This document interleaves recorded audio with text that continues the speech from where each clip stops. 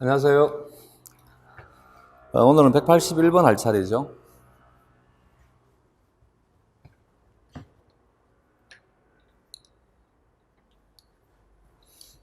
181번 양인자 이형접합자에 대한 설명으로 옳지 않은 것을 보기에서 모두 고른 것은, 옳지 않은 것을 모두 고르는 것입니다.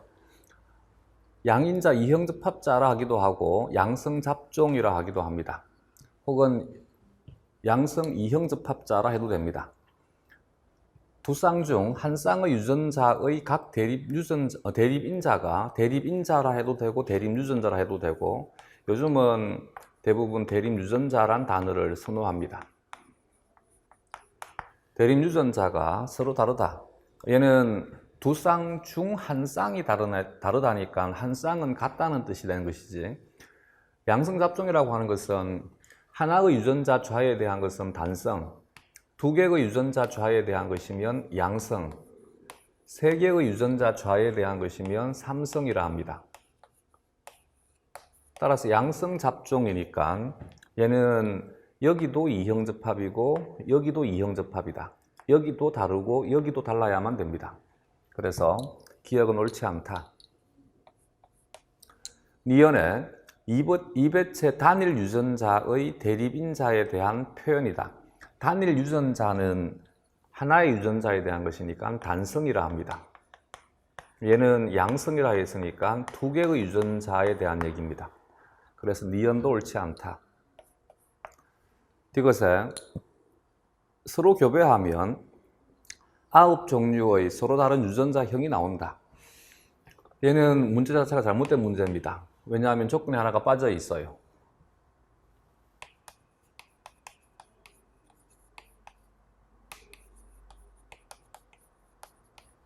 멘델의 법칙이 적용이 될 때라고 하는 과정이 있어야 됩니다. 멘델의 법칙이 적용이 된다라면, 그러면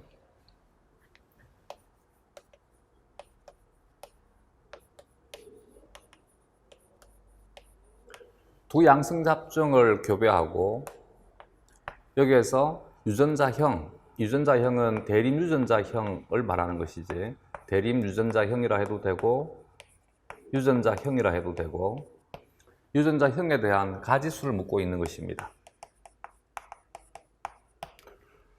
얘는 독립적으로 유전된다라면, 그러면 A에 대한 것과 B에 대한 것을 각각 독립사건으로 두고 A에 대한 사건에 대한 경우의 수 곱하기 B에 대한 사건에 대한 경우의 수를 곱해주면 됩니다.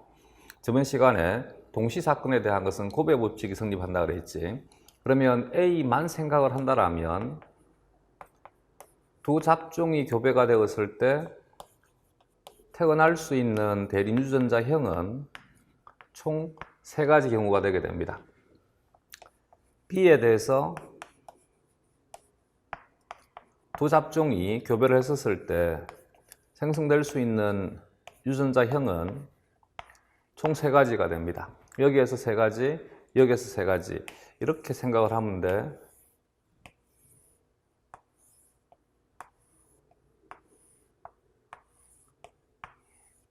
그러면 총 경우의 수는 3 곱하기 3이 되는 것이니까 9가지가 됩니다. 그래서 9종류의 서로 다른 유전자형이 나온다니까 참이 되겠지. 리얼에 금전교배를 하면 4종류의 표현형이 동일한 비로 나온다. 저번 시간에 금전교배라고 하는 것은 열성순종과의 교배를 금전교배를 한다. 금전교배는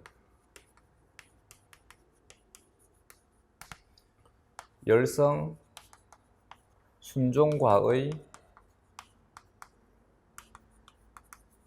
교배를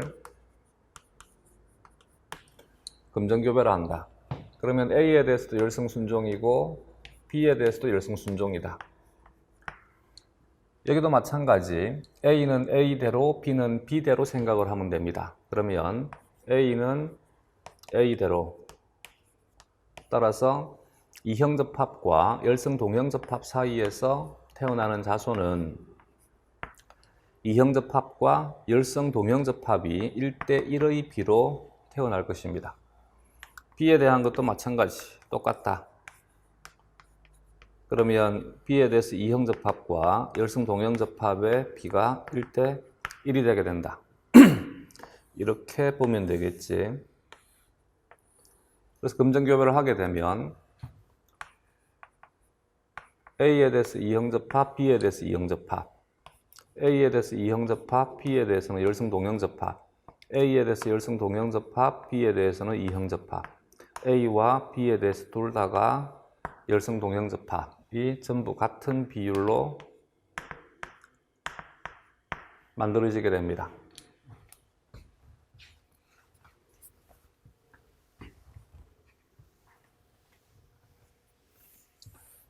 처음 공부를 할 때는 이렇게 일일이 하나씩 해보는 것도 괜찮습니다.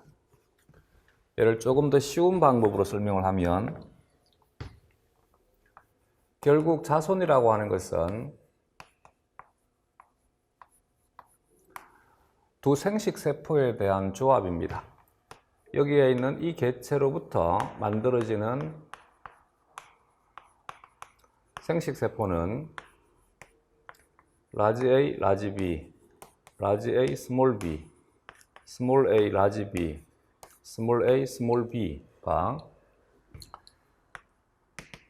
서로 독립적으로 유전된다라면, 그러면 즉 멘델의 독립의 법칙이 적용이 된다라면 생식세포에 대한 분리비가 같다가 성립이 됩니다.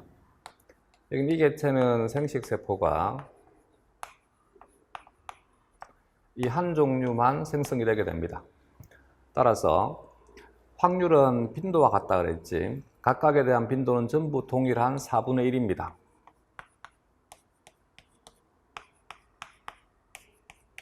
그러면 이들 각각에 대한 생식세포에 대한 선택 확률은 4분의 1이 됩니다. 얘는 하나밖에 없으니까 선택 확률은 1이 되겠지. 이들이 조합이 되게 되면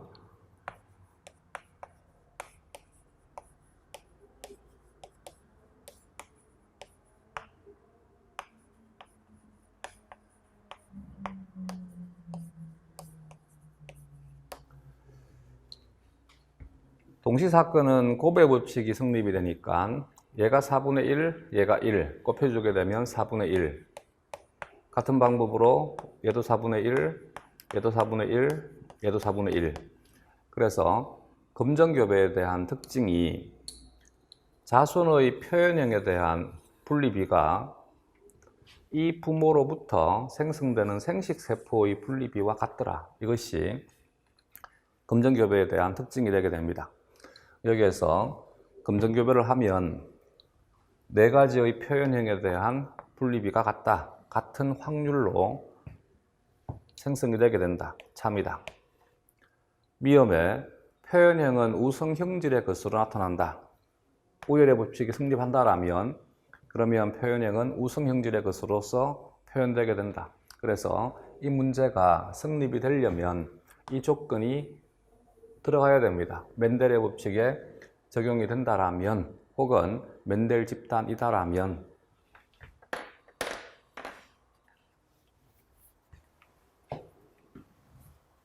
답은 기역 니은이 되겠습니다. 다음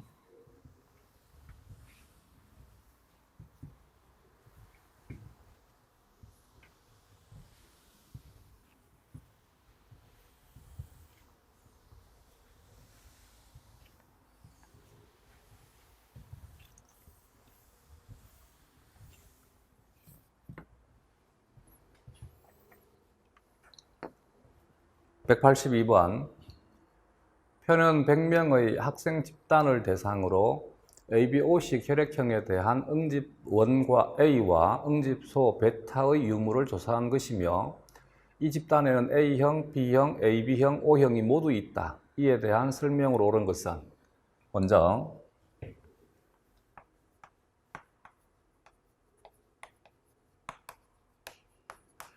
혈액형은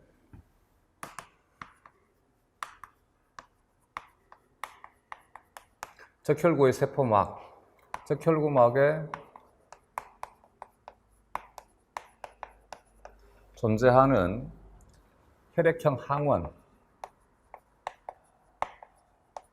혈액형 항원을 다른 말로 응집원이라 합니다. 응집원인 혈액형 항원에 따른 분류의 형태를 우리가 혈액형이라 합니다. 혈액형은 어떤 적혈구를 가지고 있느냐에 대한 것입니다. 먼저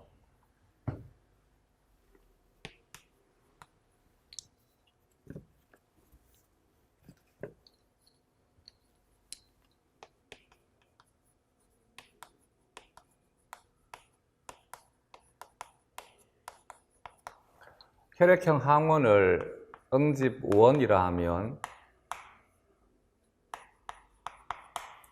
이 항원에 대한 항체를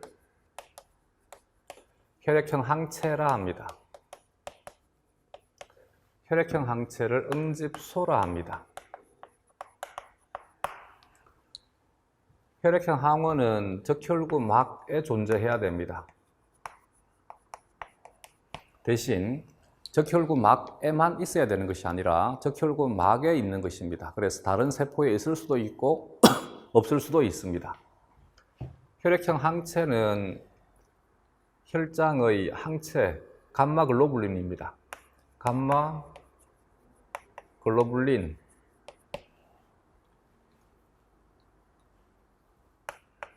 얘는 혈장에 존재하는 단백질입니다.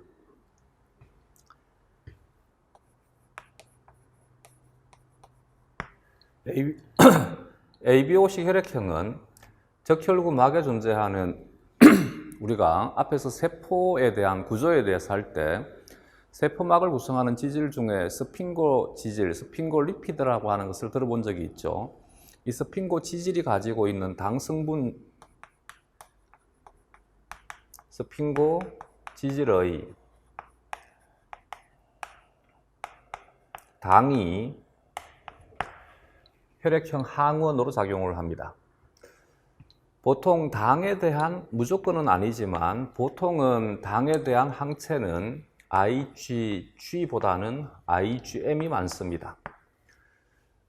감마글로불린을 면역글로불린, 이뮤노글로불린이라는 거지.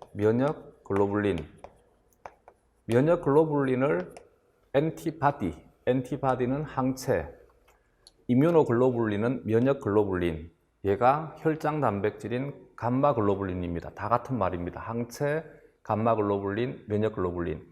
이뮤노글로불린이라 해서 항체는 약자를 쓸 때 이뮤노의 I, 글로불린의 G를 써가지고 IG라고 표기합니다. I는 대문자, G는 소문자.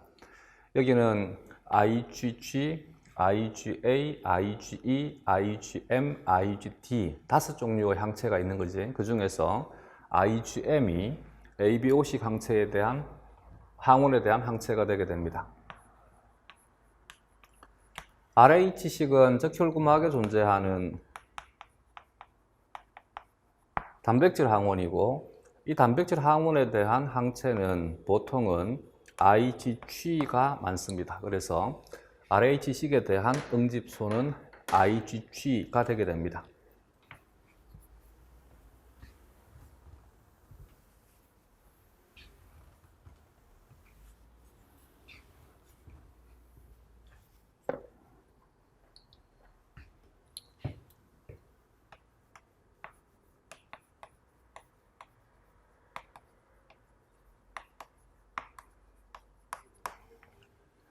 ABO식 혈액형의 경우에는 먼저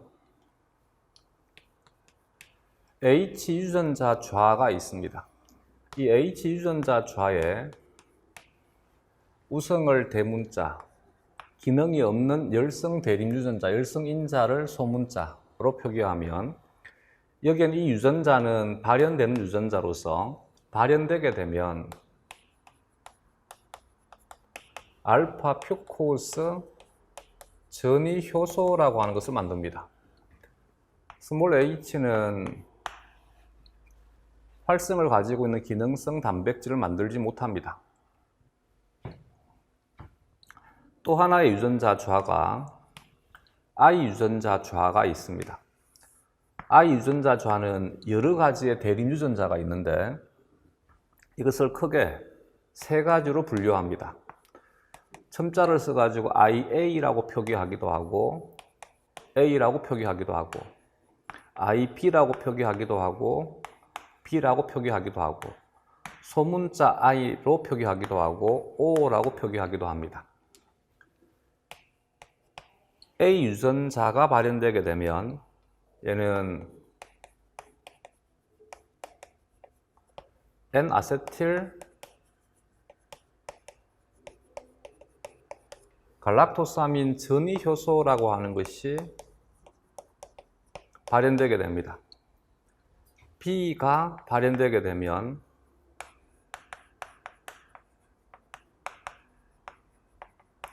알파 갈락토스 전이 효소라고 하는 것이 만들어집니다.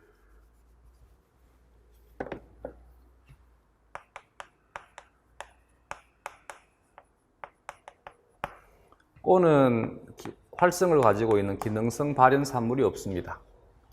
이제 적혈구가 만들어질 때 어떻게 만들어지느냐 하면 적혈구에 있는 ABO식 혈액형 항원이 만들어질 때 어떻게 만들어지느냐 하면 물론 이것은 세포막에서 만들어지는 것이 아니라 골지체에서 만들어집니다.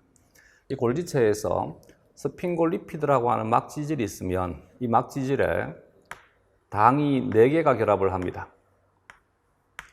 이렇게 4개의 당이 결합을 하고 난 다음에 여기에 있는 이 효소가 작용을 하게 되면 이 효소가 이제 이 물질은 여유가 된다라면 이름 3개니까 단어 3개니까 외워두고 안 되면 푸른색이라 하자. 이 푸른색을 옮겨주는 효소입니다. 그래서 H가 이 푸른색을 만드는 것이 아니라 푸른색 당을 여기다가 붙여주는 효소를 만듭니다. 그림을 다르게 그리자.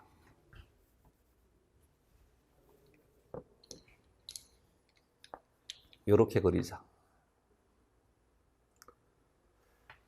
이게 이제 왜 필요하냐면 여기에 있는 이 알파 퓨코스라고 하는 것이 있어야지만 이 두 효소가 여기에 작용할 수 있습니다. 그래서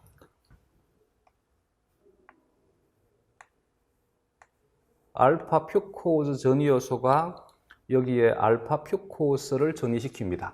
얘를 H형 항원이라 합니다. 혹은 H형 물질이라 합니다. 이게 있어야지만 이 효소가 작용하는데 혹시 이 단어는 물어볼 수 있으니까 여유가 된다라면 외워두는 것이 좋습니다.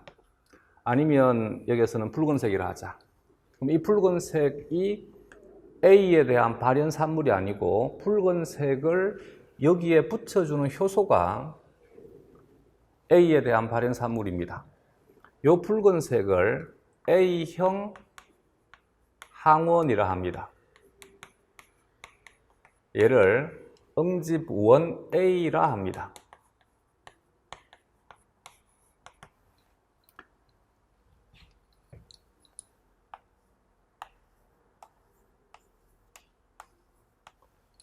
근데 만약에 A 효소 대신에 여기에는 알파 갈락토스 전이 요소 B 효소가 존재하면 B 효소 또한 마찬가지 여기에 있는 이 H 항원이 있어야지만 작용을 하고 여기에 B 항원을 결합을 시킬 수 있습니다. 얘를 B 항원이라 하자.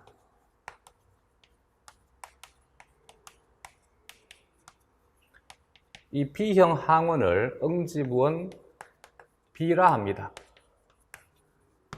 그럼 혈액형이라고 하는 것은 적혈구막에 이들 물질들이 존재하는 형태에 따라서 분류한 것입니다. 이제 혈액형 항원은 어떻게 만들어지고 어떤 물질인지는 정리가 되겠지.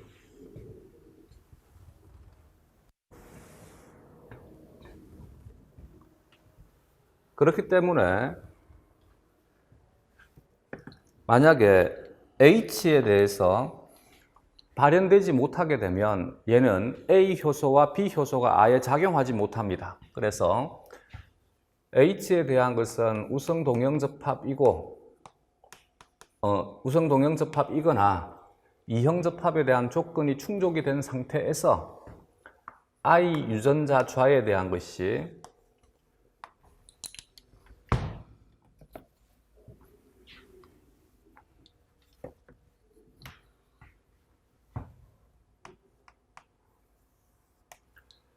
AA이거나 혹은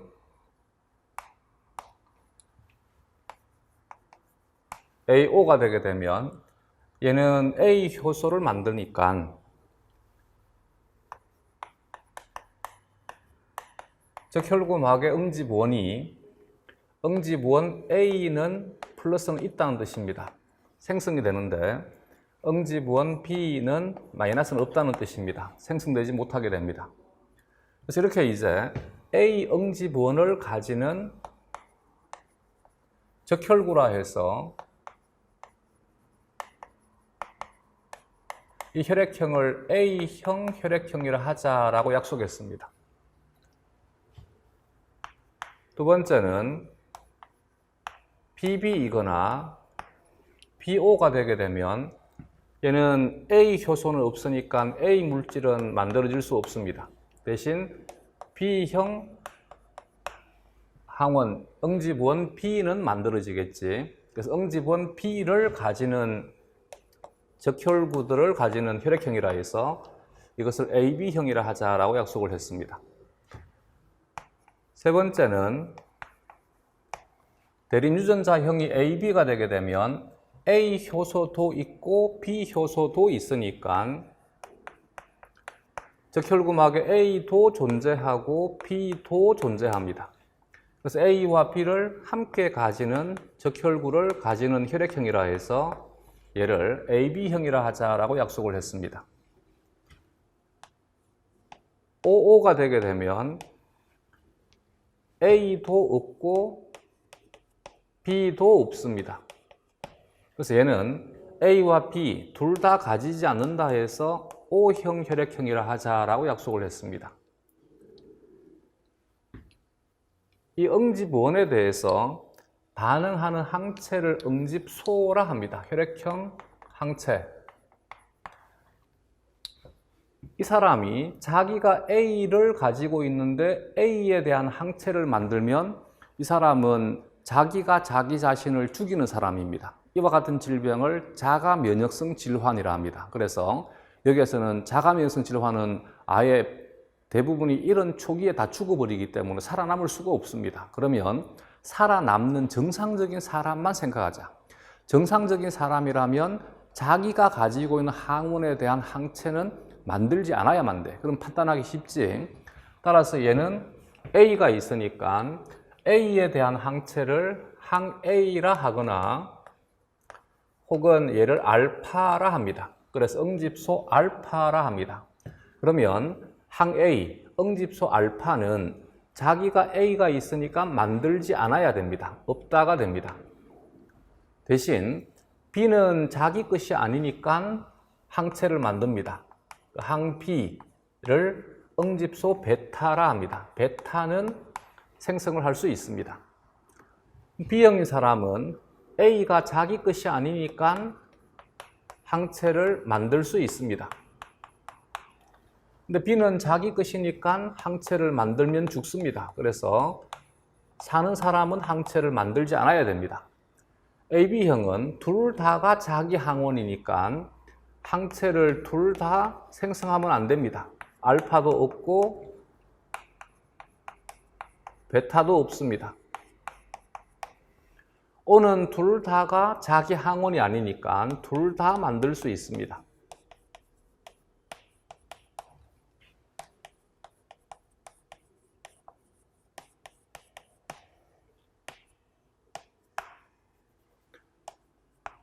앞으로는 편하게 알파, 베타라고 표기를 하겠습니다. 이들은 H 효소를 가지고 있으니까 적혈구막에 전부 H형 항원이 있는 사람들입니다.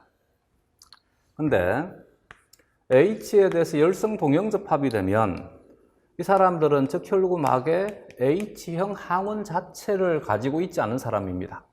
따라서 이 사람들은 A 효소가 존재하든 비효소가 존재하든 상관없이 효소는 존재하지만 이 물질이 없으면 작용하지 못합니다.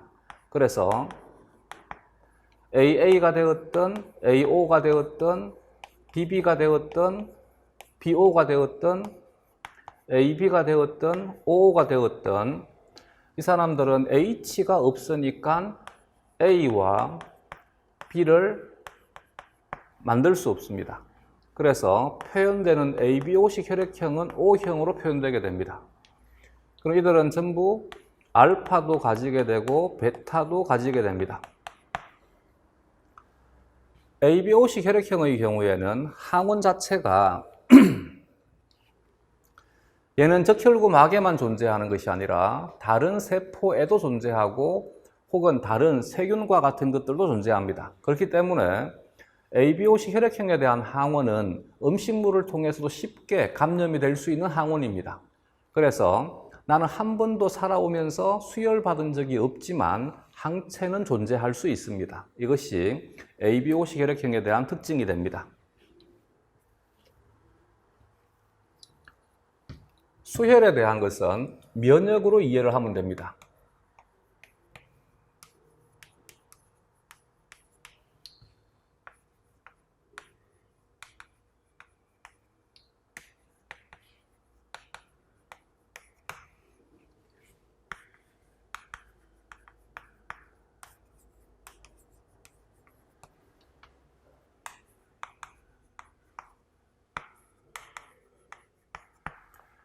같은 혈액형은 같은 항원을 가지고 있으니까 서로 수혈이 가능합니다.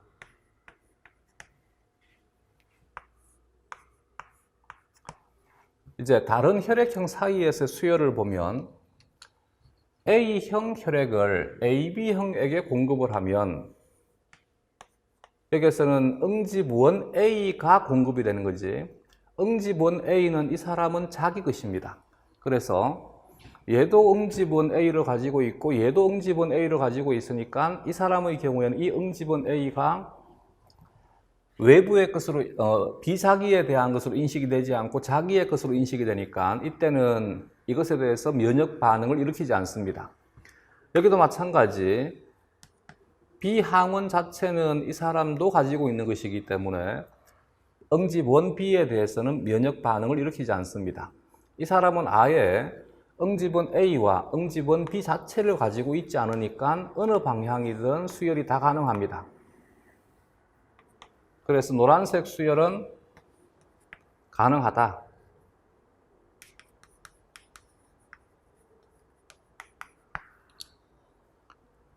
역으로 이제 붉은색이 되면 이때는 A는 자기 항원이지만 이제 B가 들어오게 되면 이 사람의 혈액에 들어있는 혈장에 있는 베타가 B를 공격해 버립니다. B에 대한 면역 반응이 일어나니까 혈구들이 응집이 되게 되고 용혈되어서 사람이 죽을 수 있습니다. 그래서 이 경우에는 수혈을 하면 안 됩니다. 여기도 마찬가지 B는 문제가 안 되는데 A가 문제가 됩니다. 여기는 O형 혈액인 사람은 혈장에 알파도 가지고 있고 베타도 가지고 있으니까 알파와 베타를 모두 가지고 있으니까 A든 B든 공급이 되면 안 됩니다. 여기에서는 A가 문제가 되고 여기에서는 B가 문제가 되고 여기에서는 A와 B가 둘 다가 문제가 됩니다. 그래서 붉은색 방향의 수혈은 불가능하다.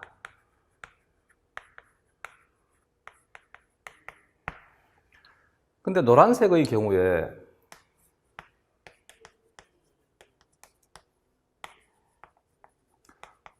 수혈을 소량을 할 때는 문제가 되지 않습니다. 근데 대량 수혈을 하게 되면 우리가 수혈한다는 말은 적혈구만 걸러가지고 투여해 주는 것이 아니라 혈액 자체를 투여합니다. 그러면 여기에 이 A형 혈액의 혈장에 들어있는 베타가 함께 대량으로 들어가게 되면 들어간 베타가 이 사람의 적혈구를 공격을 해버립니다. 그래서 베타에 의한 면역 반응이 일어나니까 수혈을 하지 않는 것이 원칙입니다. 여기는 수열할 때 함께 들어가는 알파가 문제가 되게 됩니다. 여기에서는 알파가 문제가 되고 여기에서는 베타가 문제가 되고 여기에서는 알파와 베타가 모두 문제가 되게 됩니다. 그래서 원칙적으로 혈액형이 다르면 수열은 하지 않는 것이 원칙입니다. 근데 어쨌든 수열에 대해서 문제를 물어보게 되면 다른 혈액형 사이에 수열이 가능한 것을 묻는다는 얘기는 이걸 묻는 것은 아니겠지. 이것도 불가능이니까 이것을 묻겠지. 그래서 이 노란색에 대해서 가능한 경우에 대한 것을 기억을 해 두시면 됩니다. 그렇기 때문에 개념을 사용을 할 때 이 표현은 익혀 두셔야 됩니다.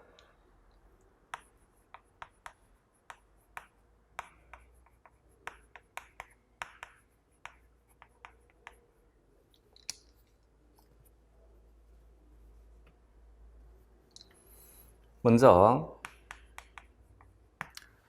이 혈청이란 단어와 혈장이란 단어는 쉽게 어떻게 구분하면 되느냐 하면 혈장은 살아있는 혈액에서 용액 성분을 혈장이라 하면 되고 피를 뽑아가지고 방치한 상태에서 혈액이 응고가 되어서 침전되고 남아있는 맑은 용액을 혈청이라 하니까 죽은 혈액에서 용액 성분을 혈청이라 하면 됩니다. 그래서 내 몸 속에 들어있는 것은 혈장이라 하면 되고 피를 뽑아가지고 내 몸 밖에서 뽑아낸 것이면 혈청이라 하면 됩니다. A형 표준 혈청이란 말은 여기서 표준이란 단어는 왜 쓰느냐 하면 A형인 혈액형인 사람이 무조건 응집원 베타를 가져야만 되는 것은 아니기 때문입니다. 그래서 만약 이 사람이 살아가는 동안에 한 번도 응집원 B를 만난 적이 없어. 그러면 응집소 베타에 대한 것은 생성하지 않습니다. 근데 한 번은 접해가지고 감염이 되어야지만 베타를 만들기 때문에 모든 사람이 다 가지는 것이 아니기 때문에 표준이라는 단어를 쓴 거야. 그러면 A형 표준 혈청이라고 하는 것은 이 혈청 속에 베타가 있다는 뜻입니다. 그래서 A형 표준 혈청을 베타를 다른 말로 항비라 합니다. 항비혈청이라 합니다. 항비혈청은 혈청과 같은 조건의 용액에 항비를 집어넣었다는 뜻입니다. 그래서 얘는 굳이 표준이라는 단어를 적을 필요 없습니다. 두 단어 외워두자. A형 표준혈청 이퀄 항비혈청이다. 그러면 B형 표준혈청은 항A혈청이다. 항비를 베타라 한다.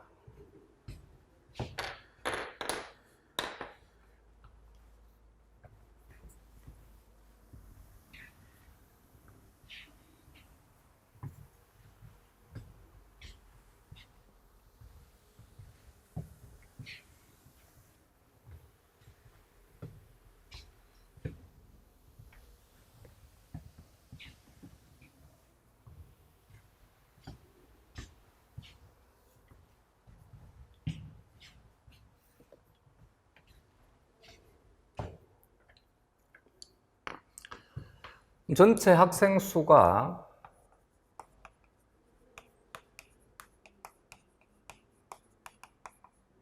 100명입니다. 이 중에서 응집원 A를 가진 학생이니까 응집원 A를 가지는 것은 A형도 응집원 A를 가지고 있고 AB형도 응집원 A를 가지고 있습니다. 그러면 A형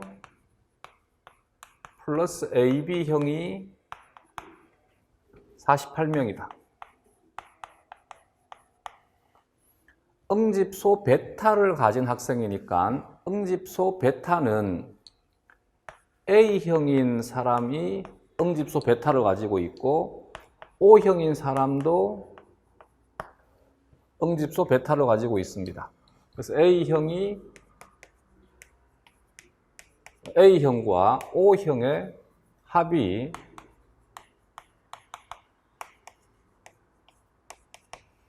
57명이 됩니다.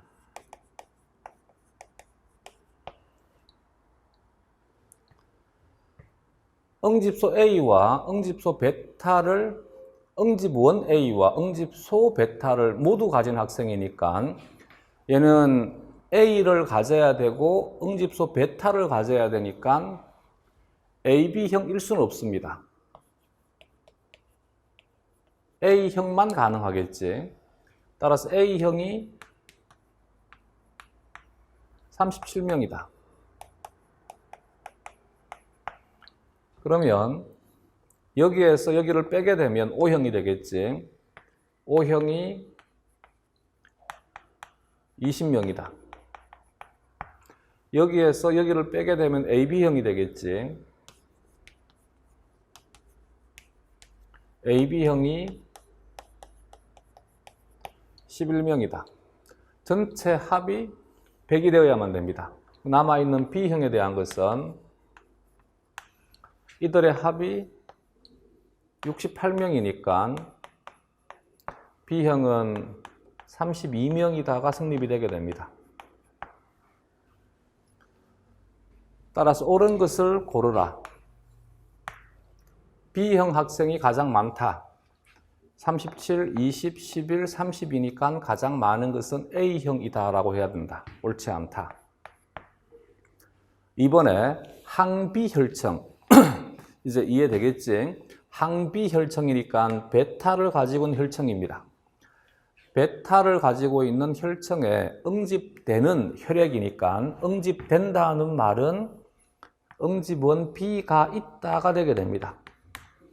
응집원 B가 존재하는 것은 B형도 응집원 B를 가지고 있고 AB형도 응집원 B를 가지고 있습니다. 그러면 B형과 AB형의 합이니까 이들의 합이다. 43명이다. 참이 되겠지. 4번에 응집원 A와 응집원 B를 모두 가진 학생이니까 AB형입니다. AB형은 11명이어야 되지. 9명이라 했으니까 옳지 않다. 응집소 알파와 응집소 베타를 모두 가진 학생이니까 O형입니다. 이 사람은 자꾸 말장난하고 있는 것이지. 여기는 항비라고 했다가 또 여기는 또 베타라고 했다가 조심해야 됩니다. 항비는 B가 아니야. 항비는 베타를 항비라 하는 것이다. NTP를 이퀄 베타라 합니다. O형이니까 O형은 32명이라 해야 되겠지. 그래서 옳지 않다. 답은 2번이 되겠습니다. 다음.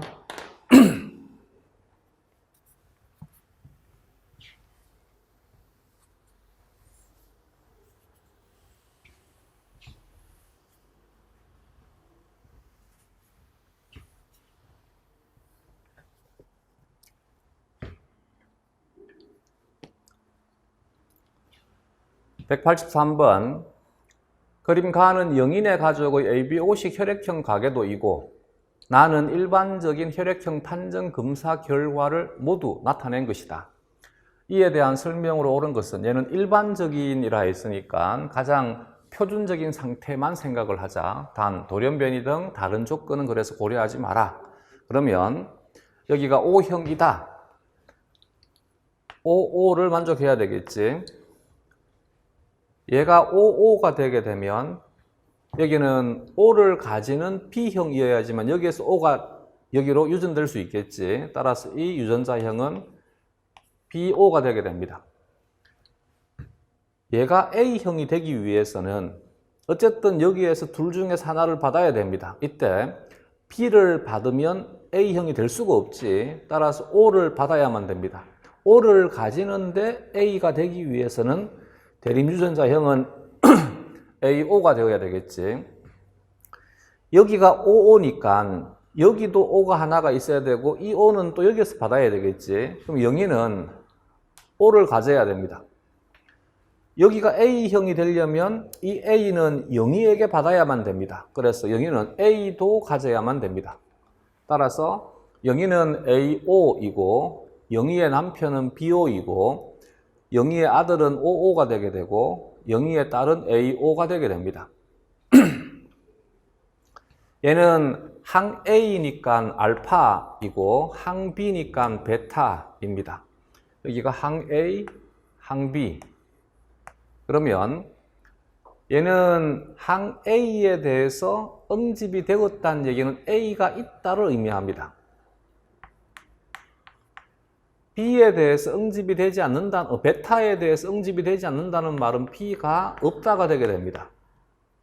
얘는 항 A, 알파에 응집되지 않으니까 A가 없다가 되고, 여기는 응집이 되었으니까 B는 있다가 됩니다. 얘는 A도 있고 B도 있다가 되게 됩니다. 얘는 A도 없고 B도 없다가 되게 됩니다. 그러면 기억은 A는 존재하고 B는 존재하지 않으니까 A형 혈액형이다. 니은은 A는 없고 B는 존재하니까 B형 혈액형이다. 디귿은 A와 B를 모두 가지고 있으니까 AB형 혈액형이다.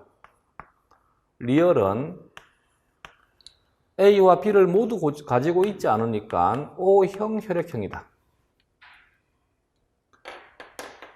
따라서 1번에 영희는 니은과 같은 결과를 보인다. 영희는 A형이니까 니은과 같은 결과가 아니라 기억과 같은 결과라 해야 되겠지. 옳지 않다. 2번에 영희의 딸은 디귿과 같은 결과를 보인다. 영희의 딸은 A형이니까 A형은 기억과 같은 결과를 보인다.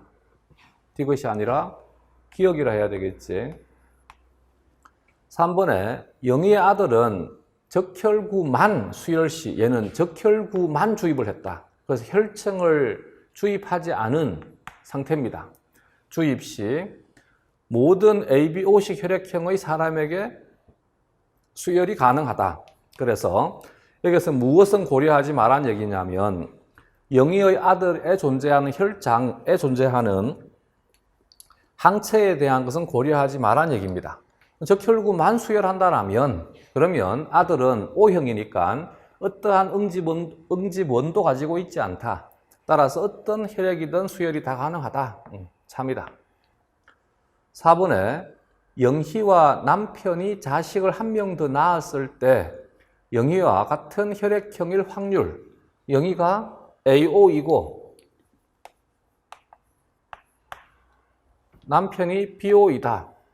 여기에서 AO가 태어날 확률이 얼마이냐?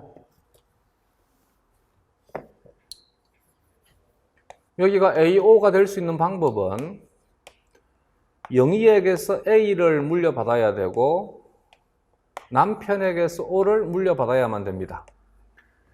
A가 선택이 될 확률이 2분의 1이고 O가 선택이 될 확률이 2분의 1이지 두 사건은 독립사건으로서 동시에 일어나야 되니까 동시사건이다. 그러면 동시사건에 대한 확률은 코베 법칙이 성립한다. 2분의 1 곱하기 2분의 1이니까 4분의 1이다. 따라서 영희와 같은 혈액형일 확률은 50%가 아니라 4분의 1이니까 25%라 해야 되겠지.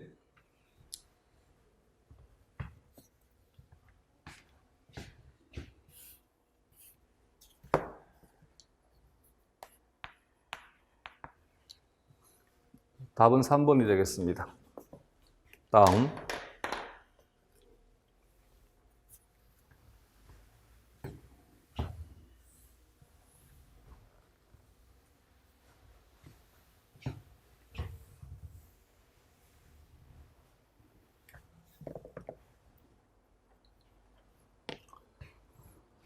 (184번) 그림은 철수와 영희 혈액의 응집원과 응집소 구성을 나타내는 것이다. 철수와 영희 사이에서 A형인 I가 태어날 확률은 이렇게 이제 180 여기에 있는 2번 문제이든 혹은 3번 문제이든 4번 문제와 같이 아무런 조건이 없으면 우리는 I에 대한 것은 고려하지 말고 문제를 풀자. 알겠지? 먼저 철수의 경우에 철수는 응집원 A를 가지고 있고 응집소 베타가 없으니까 철수는 A형 혈액형이어야 되겠지. AO이어야 됩니다. 영희는 응집원 A도 가지고 있고 응집원 B도 가지고 있습니다. A, B가 되어야 되겠지. 이들 사이에서 A형인 I가 태어날 확률입니다. 그러면 A는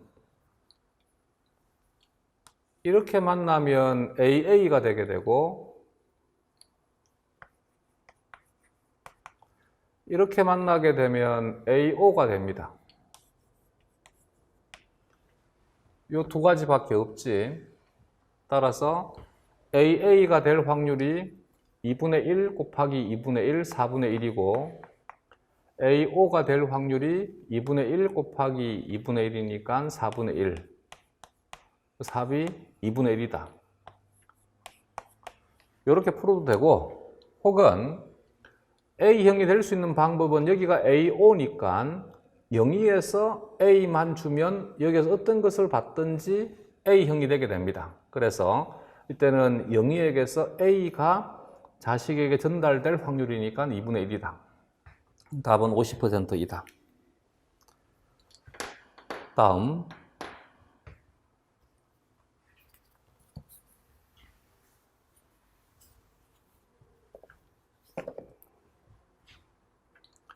이 문제는 조금 까다롭습니다.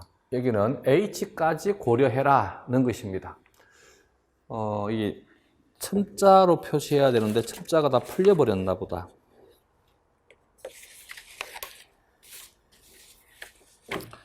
그래서 표기할 때 이렇게 표기하는 것이 아니라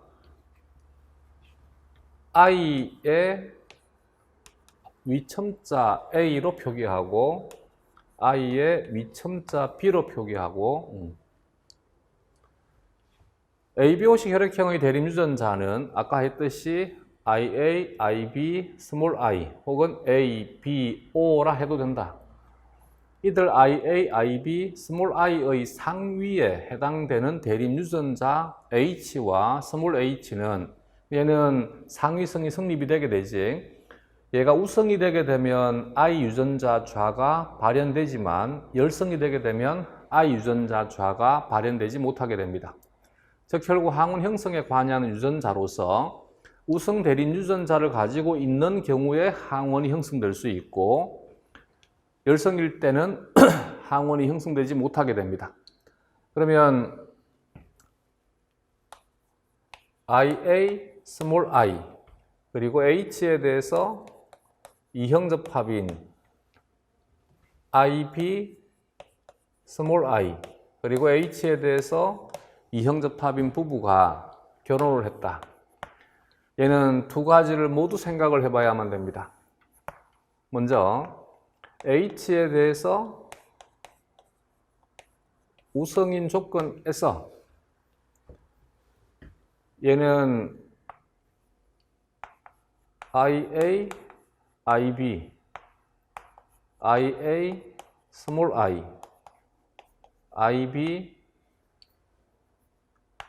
스몰 i, 스몰 i, 스몰 i 네 가지가 되겠지. 이렇게, 이렇게, 이렇게, 이렇게. H에 대해서 열성 동형접합도 마찬가지지.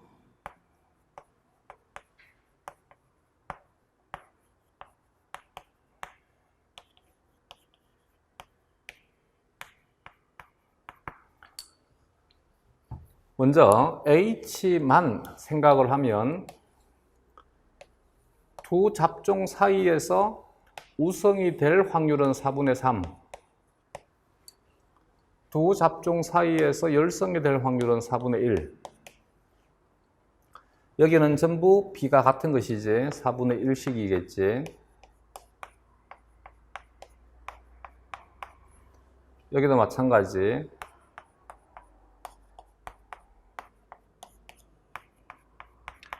대신 혈액형에 대한 것은 여기는 전부 얘가 없으면 A 효소와 B 효소는 존재하더라도 응집 원이 적혈구막에 만들어질 수 없습니다. 그래서 전부 O형으로 표현되게 됩니다. 이 조건에서 이 조건이 성립이 되면 AB형이다. 여기는 A형이다. 여기는 B형이다. 여기는 O형이다.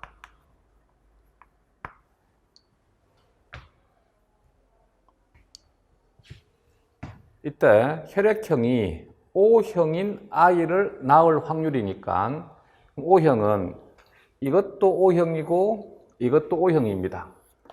이때는 O형에 대해서 이 두 가지의 사건이 모두 조건에 충족되는 것이다. 이런 경우를 동일 사건이라 한다. 동일 사건은 합의 법칙이 성립한다 그랬지. 그러면 얘가 O형일 확률은 이 조건과 이 조건이 동시에 만족이 되어야 되니까 4분의 3 곱하기 4분의 1입니다.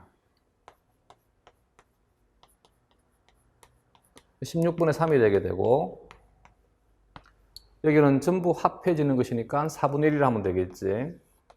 그러면 확률은 16분의 3 더하기 4분의 1이니까 16분의 7이라 해야 됩니다. 답은 4번이 되겠습니다.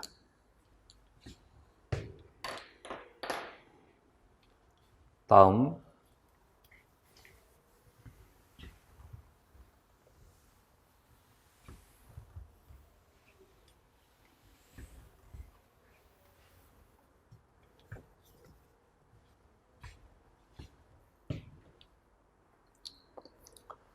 186번 그림은 어떤 집안의 AB, O식 혈액형에 대한 가계도이다. 가와 나 사이에서 B형인 아들이 태어날 확률을 구하라. 여기가 A형이 되려면 여기에서 A를 물려받아야 되고 여기에서는 B형에게서 B를 받을 수는 없지. 그러면 O를 받아야 되겠지. A, O이어야 되고 그렇기 때문에 이 O는 여기에는 B형에게서 받아야 됩니다. 따라서 이 B형은 O를 가지는 B형이니까 BO라 해야 되겠지. 얘는 AB가 될 것이고 얘가 B형이고 B형은 BB가 될 수도 있고 BB가 될 수도 있고 BO가 될 수도 있지. 여기는 O형이니까 OO가 되게 됩니다. 얘는 BB도 가능하고 BO도 가능하다. 이때 여기에서 B형인 아들이 태어날 확률이니까 먼저 여기에서 BB일 경우를 생각을 하면 얘는 무조건 BO가 되니까 아들은 무조건 B형이 됩니다. 그래서 확률이 1이 되게 됩니다. BO를 생각을 하게 되면